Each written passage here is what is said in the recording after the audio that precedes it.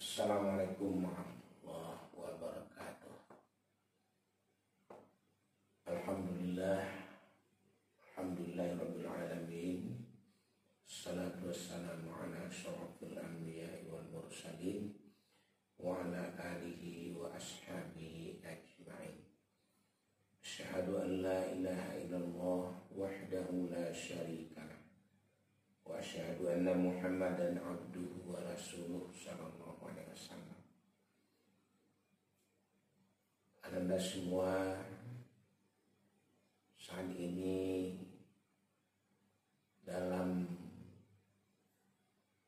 kondisi COVID-19 ini, proses pembelajaran kita agak berbeda dengan yang pernah kita alami sebelumnya. Kalau sebelumnya kita belajar dengan proses tatap muka, tapi untuk saat ini menjelang saatnya ada suasana pemulihan COVID-19 ini, pelajaran kita laksanakan dengan sistem daring. Oleh karena itu, walaupun dengan cara dan metode yang seperti ini, tentunya Bapak mengharapkan keseriusan dari Ananda mengikuti pelajaran, tidak hanya pelajaran agama dan budi pekerti, juga dengan materi pelajaran yang lainnya. Untuk itu Ananda dengan tidak memanjangkan muqaddimah, mari kita mulai pertemuan kita saat ini dengan membacakan basmalah. Bismillahirrahmanirrahim. Ananda semua, mudah-mudahan Ananda juga dalam keadaan sehat. Materi kita pada saat ini, pertemuan kali ini, yaitunya berkompetisi dalam kebaikan. Kita sebagai umat beragama Islam khususnya untuk meraih keberhasilan itu, kesuksesan itu, kita dipandang perlu untuk menumbuhkan semangat kompetisi. Kompetisi itu dalam arti kata bagaimana kita itu selalu berlomba, berjuang, tentunya dalam Islam, dalam ruang lingkup kebaikan. Oleh karena itu Ananda, kita untuk meraih kesuksesan, baik dalam proses belajar mendapatkan nilai yang bagus, baik dalam pembinaan karakter atau akhlak, makin hari akhlak kita semakin baik, maka diperlukan semangat kompetisi ditumbuhkan dalam diri kita. Dalam Al-Quran, Allah berfirman, terutama dalam surat Al-Baqarah ayat 148, dan juga dalam surat Fatir ayat 32. Sebetulnya banyak lagi dalam Al-Quran bahwa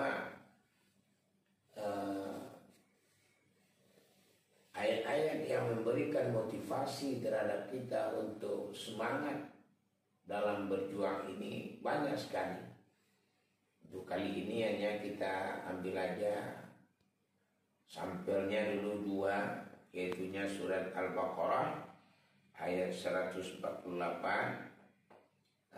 dan surat Fatir ayat ke-32. Di mana dalam ayat tersebut Allah berfirman, A'udzu billahi minasy syaithanir rajim. Bismillahirrahmanirrahim. Walikulli wijhatun huwa muwalliha fastabiqul khairat aynama takunu ya'ti bikumullahu jami'a. Innallaha ala kulli syai'in qadir. Itu dalam surat Al-Baqarah, yang artinya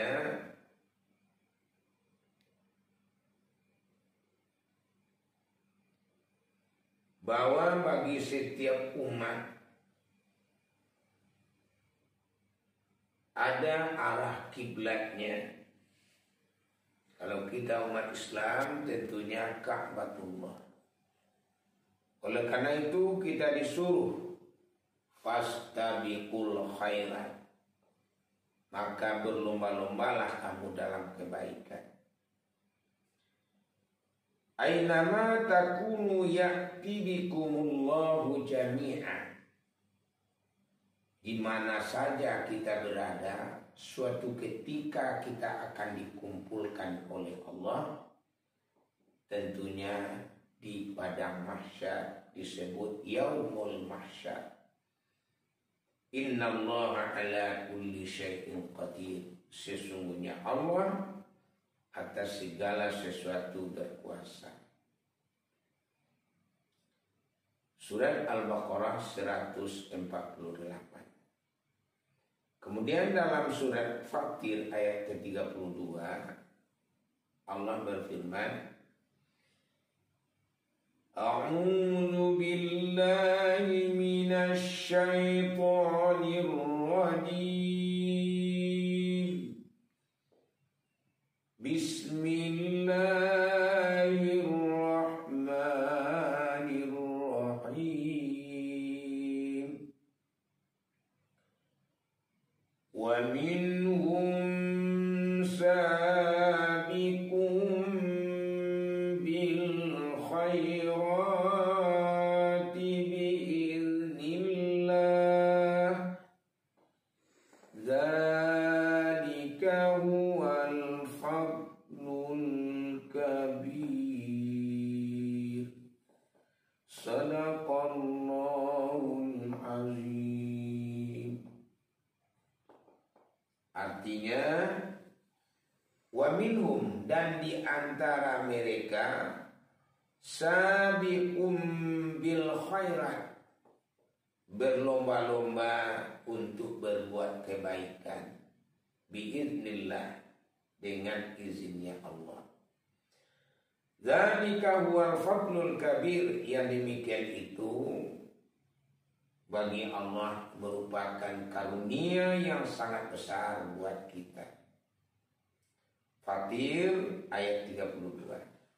Jadi dari ayat tersebut dapat dipahami bahwasanya kita diperintah untuk senantiasa berlomba dalam kehidupan ini untuk selalu berbuat yang terbaik.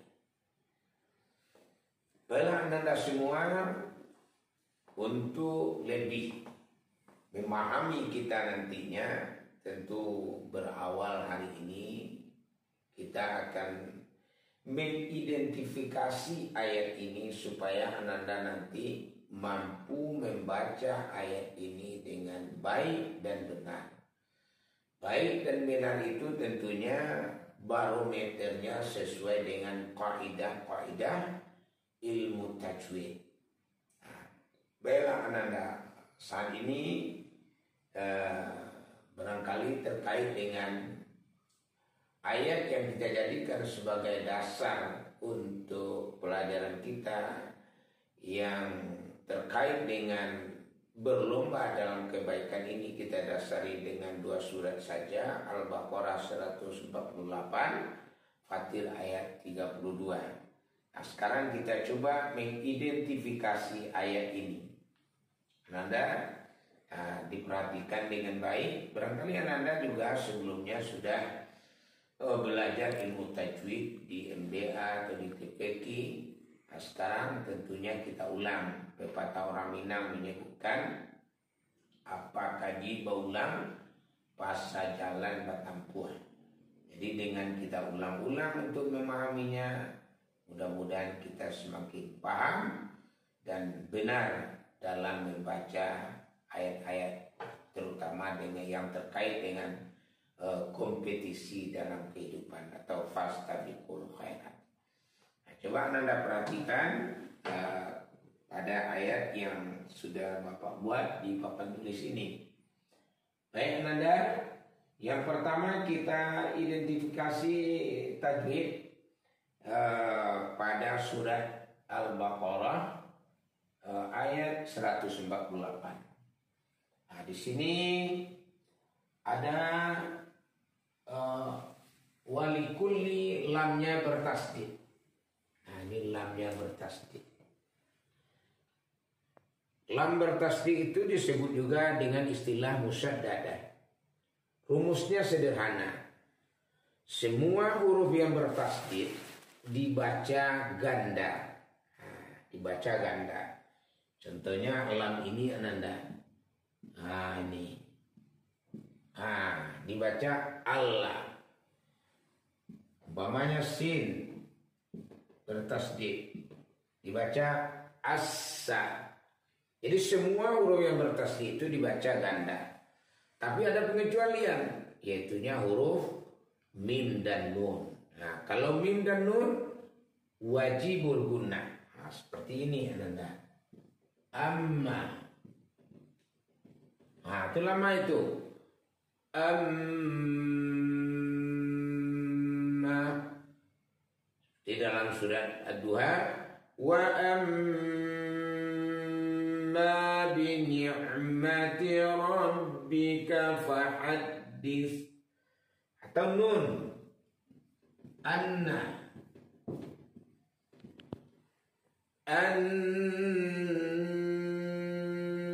Nah, itu. Jadi kalau ada kita temukan huruf bertasdid dalam Al-Quran, itu wajib didengungkan, disebut wajibul gunnah. Jadi Ananda, setiap huruf yang bertasdid itu dibaca ganda, kecuali mim dan nun itu wajib didengungkan. Nah, sekarang Ananda kita lanjutkan dengan tanwin. Tanwin itu di sini pada ayat ini ada huruf lam yang berbaris 2 di bawah. Nah, ini baris 2 di bawah. Ada yang baris 2 di depan, ada nanti baris 2 di atas. Itu disebut dengan tanwin. Hukum membaca tanwin itu sama dengan membaca hukum nun yang mati. Nah, dapat kita contohkan Ananda. Nah, ini sederhana. Bacaannya ini an. Kemudian ada juga lagi nun yang mati atau sukun. Bacanya juga an.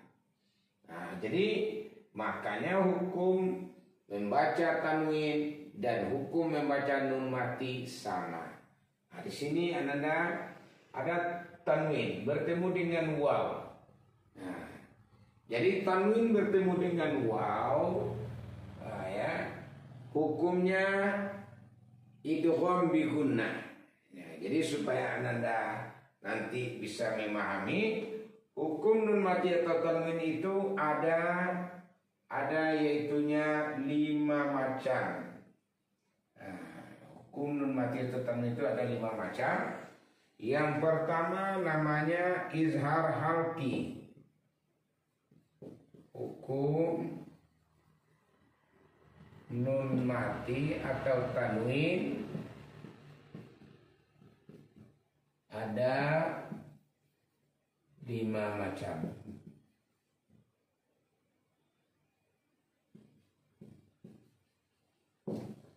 tuh Ananda. Jadi yang pertama namanya izhar halki.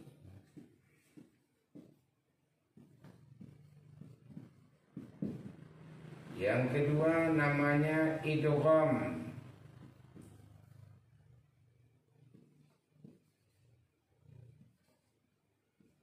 Bila gunnah. Yang ketiga namanya idgham bi gunnah.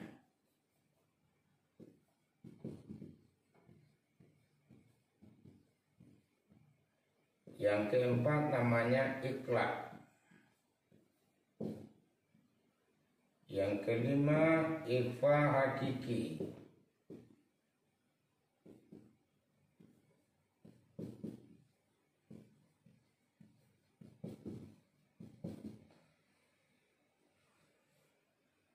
Jadi ini nama hukum nun mati atau tanwin. Jadi hukum nun mati atau tanwin itu ada 5.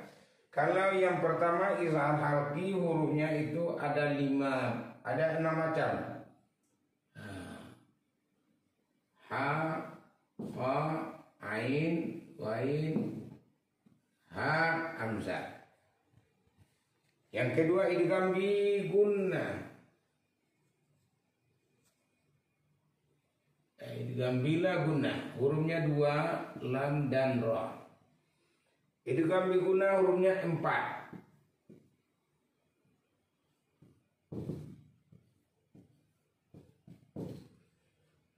Iqlab hurufnya 1, ba. Ikhfa hakiki hurufnya 15. Nah ini dia.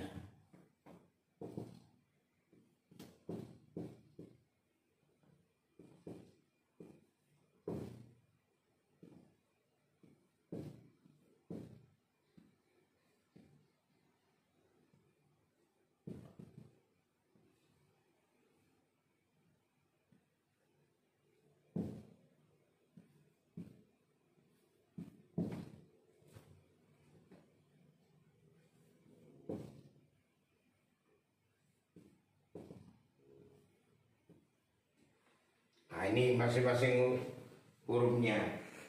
Jadi Ananda, jadi kalau ada nun mati bertemu dengan umpamanya salah satu huruf yang 6 ini, ha, fa, ain, wain, ha, hamzah, itu nama hukumnya izhar halqi, dibaca jelas tak berdengung. Nah, kalau diambil contoh sederhana, contohnya bisa juga dibuat minha. Nah ini ketemu nun mati bertemu dengan ha, begitu seterusnya. Yang kedua nama hukumnya idgham bila gunnah, hurufnya 2, lam dan ra. Lam dan ra, kalau ada nun mati atau tanwin sesudahnya ketemu lam atau ra, itu bacaan nunnya atau tanwinnya itu tidak jelas, dimasukkan kepada hurufnya. Nah, sepertinya bertemu dengan lam, mama.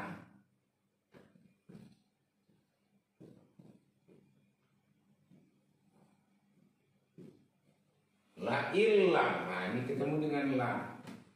La illam, nunnya tidak kedengar lagi, udah masuk kepada lam.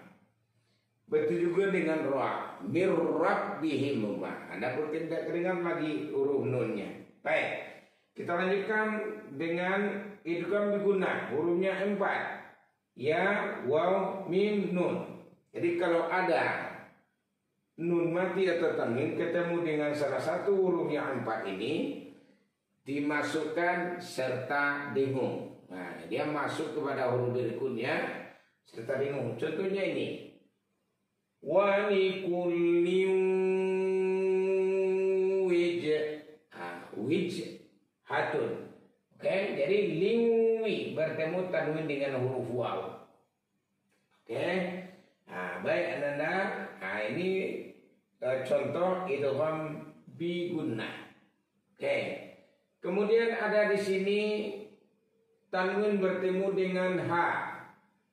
Wijhatun hu. Nah ini. Jadi kalau ini bertemu dengan waw, ini bertemu dengan ha. Nah, ha ini termasuk huruf izhar harki, dibaca jelas. Nah, ini dia hurufnya, dibaca dengan jelas, tak berdengung. Wali kullin wijhatun huwa. Wijhatun huwa. Nah, dibaca dengan jelas. Kemudian ini muwaliyah. Nah, ada ketemu lam lagi, lam yang bertasdid ya, dibaca ganda. Baik. Tentang terkait dengan hukum nun mungkin bisa dikembangkan aja lagi pada contoh-contoh berikutnya. Kemudian di sini ada lagi huruf ya mati. Nah, huruf ya mati ini termasuk namanya ahkamul mat. Nah, mat itu terbagi dua garis besarnya.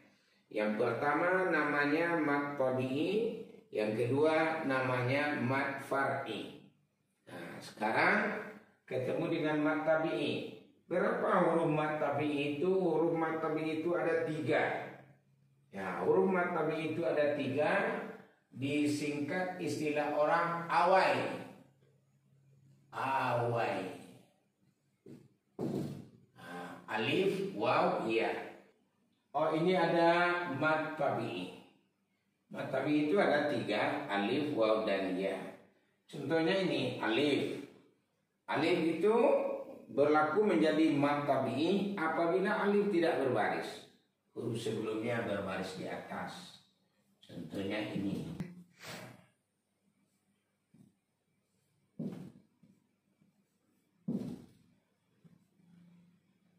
Ini contoh yang kedua, idza ja. Nah, ini ada huruf alif. Huruf sebelumnya zal yang berharkat fathah. Maka za ini panjang. Satu alif itu sama dengan 2 harkat atau 2 kali membaca baris biasa. Nah, ini. Jadi idza ja. Kalau di sini qala. Nah, ini kenapa banyak qa? Karena ada alif yang tidak berbaris. Kemudian ada waw. Waw itu syaratnya apabila waw itu mati, huruf sebelumnya berbaris di depan. Nah, contohnya di sini. Kula. Nah, ini panjang. Nah, karena ada waw mati.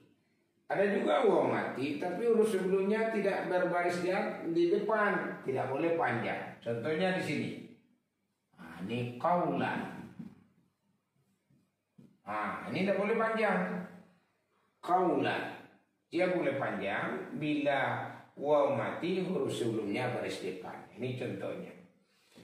Kemudian yang ketiga, ya. Ya itu kapan menjadi mat tabi? Kalau dia ya mati huruf sebelumnya berbaris di bawah.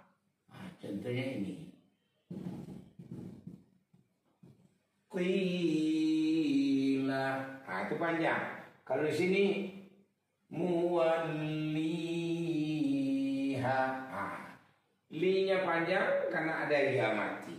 Nah, oke. Ini ha-nya panjang karena ada alif tidak berbaris. Nah, seperti ini. Nah, ini panjang. Nah, ini panjang tadi. Oke. Ini sudah kita jelaskan mantap ini. Kemudian ada lagi yang tertinggal kita jelaskan. Ini namanya qalqalah. Qalqalah itu hurufnya ada 5. Disingkat dengan baju di toko. Nah, jadi hurufnya ada 5. Baju di toko. Oke.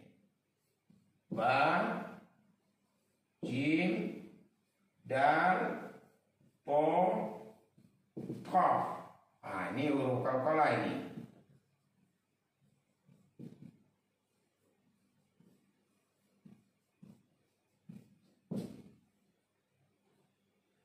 Nah, ini huruf qalqalah.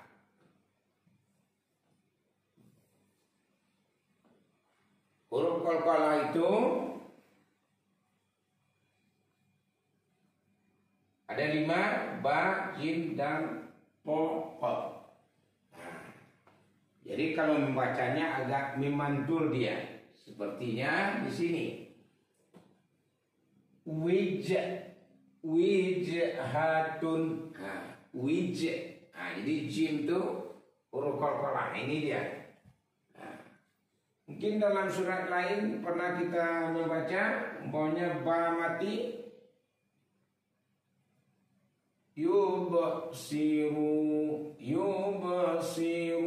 Nah, dan yadakhulu, atau pada surat yang paling mahir bagi kita, lam yalid wa lam yulad. Nah, itu qalqalah. Qalqalah itu pun terbagi kepada 2 bagian. Ada sugra, ada kubra. Sugra itu kecil. Kalau huruf qalqalahnya terletak di tengah bacaan, nah, seperti ini, qalqalahnya sugra ini. Tapi kalau dia terletak di akhir bacaan, nah, maka berubah menjadi qalqalah kubra. Nah, jadi lihat di mana posisi atau letaknya huruf itu. Kalau dia di tengah kalimat menjadi kalimat sugra, qalqalah sugra. Kalau dia di akhir qalqalah kubra. Kemudian ada lagi di sini yang kita temui tajwidnya alif lam. Nah, alif lam. Jadi alif lam itu terbagi kepada 2 bahagian. Nah, jadi alif lam terbagi kepada 2 bahagian.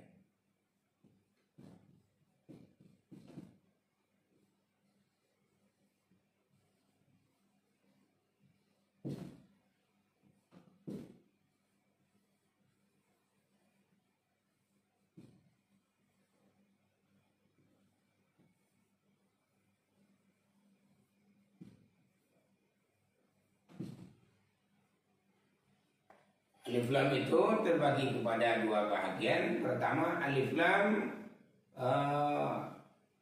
syamsiah. Syamsiah ini diartikan juga matahari. Matahari, kalau kita melihat matahari kita tidak sanggup. Kata orang Minang, menantang matahari mah tidak bisa. Artinya tidak sanggup. Maka lamnya itu tidak dibaca dengan jelas. Huruf alif lam syamsiah itu huruf syamsiah itu ada 14. Contohnya wattini atau wadduha.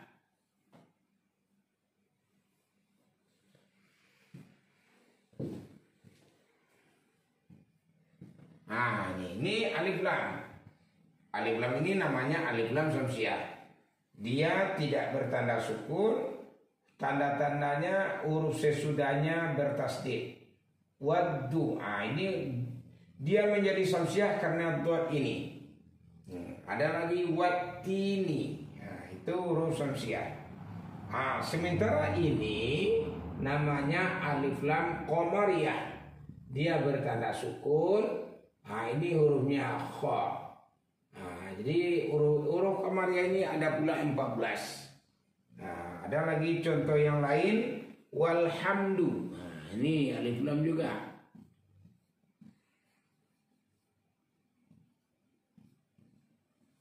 Ini juga alif lam qamariyah namanya. Huruf qamariyahnya ha. Jadi teman-temannya itu ada 14. Oke. Baik Ananda. Ini identifikasi tajwid tentang ayat ini. Ini ada namanya alif lam qamariyah. Baik, ini ada lagi alif. Alif ini termasuk mad tabi'i. Nah, kalau ini terletak di akhir bacaan, berubah menjadi namanya mad arif lisukun. Baik. Ini juga mad tabi'i. Ini mad tabi'i. Mad tabi'i waw. Ini yang belum Bapak jelaskan. Ini namanya lafaz jalalah. Lafaz jalalah itu cara membacanya ada 2, tafkhim dan tarkib. Tafkhim itu artinya tebal, tarkib tipis. Kapan lafaz jalalah ini menjadi tebal? Apabila huruf sebelumnya berharkat fathah atau dhammah. Contohnya kalau kita sholat takbiratul ihram, Allahu Akbar, itu tafkhim hukumnya karena huruf sebelum kalimat Allah itu baris di atas yaitu alif. Kemudian ada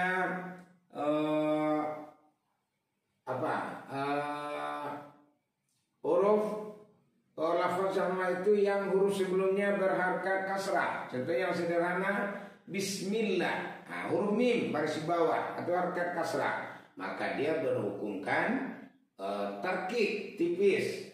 Itu. Kalau di sini bikumullah, bikumullah berharkat doma dia. Ini nama hukumnya tafkhim.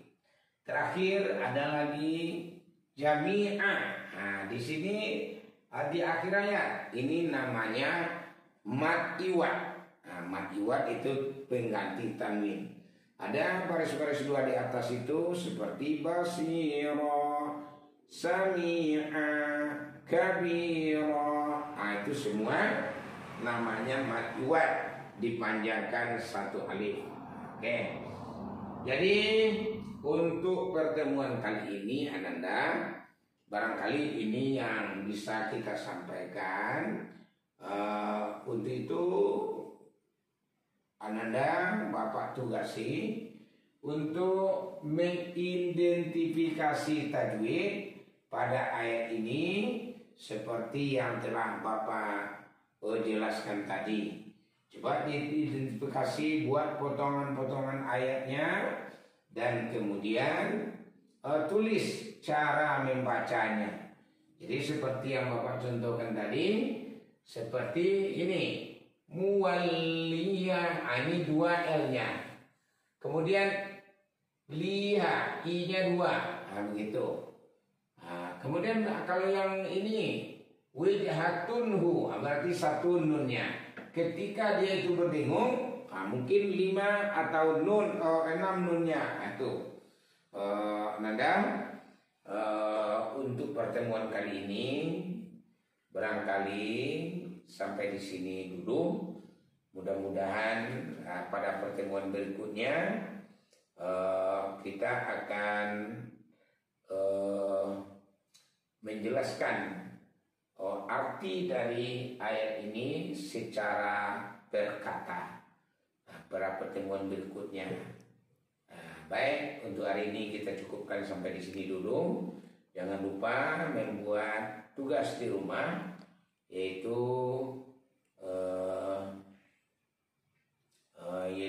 mengidentifikasi tajwid. Untuk hari ini kita cukupkan sampai di sini dulu.